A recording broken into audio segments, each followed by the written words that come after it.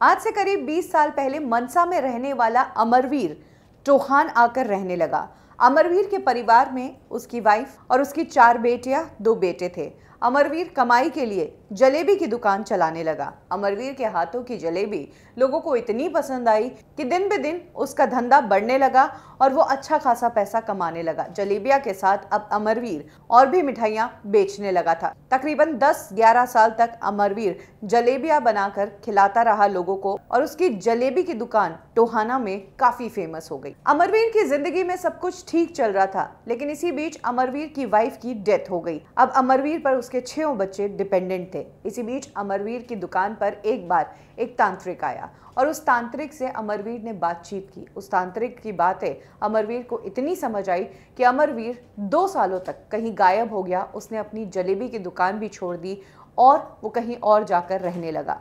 2 सालों बाद वो फिर से टोहाना लौटा और आने के बाद अमरवीर एक बदला हुआ आदमी था। इस बार अमरवीर जो था वो जलेबी नहीं बेच रहा था, बल्कि वो अब तंत्र मंत्र करने लगा।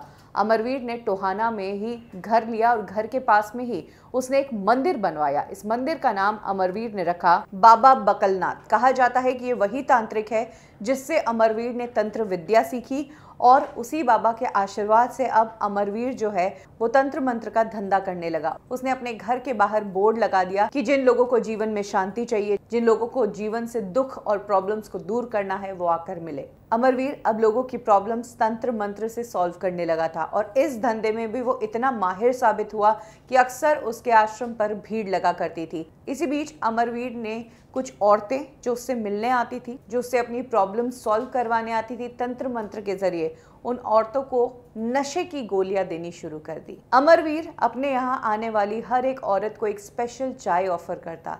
इस चाय में नशे की गोली होती थी। इस चाय को पीते ही अमरवीर के यहाँ पर आने वाली लेडी बेहोश हो जाया करती थी और बेहोशी की हालत में अमरवीर उन औरतों का रेप किया करता था।